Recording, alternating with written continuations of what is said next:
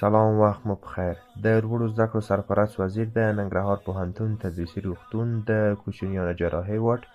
د لیلیې د زړو بلاکونو ترمیم او د یو شمېر نیمهکاره ودانیو د چارو بشپړوي پروژې منظورې کړې. د لغمان پوهنتون د سیول انجینري څانګې د دریم ټولګي اویاتنو محصلینو د انجینري پوهنځي مرستیال او د اوبو او چاپیریالي انجینري څانګې امیر نومان په ملتیا د اسلام آباد پول هایدرولوژیکي سټیشن ته د لغمان سیندیزې حوزې په هماهنګۍ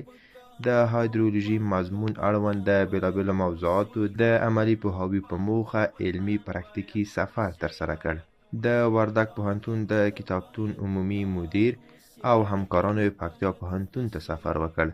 او د دغه علمي سفر ترسره کولو لامل د هغه پوهنتون له تجاربو او لاسته راوړنو څخه اخیستل عنوان کړي او د شیخ زاید پوهنتون انجینري پوهنځي سیول او مهندسي څانګو 26 محصلانو پکتیا پوهنتون ته علمي سفر ترسره کړ او د پکتیا پوهنتون په لابراتوار کې د مختلفو ساختماني موادو او انجینري موادو اړوند یو شمېر ټیسټونه په عملي ډول ترسره شول چې د محصلانو لپاره زده کول مهم وو.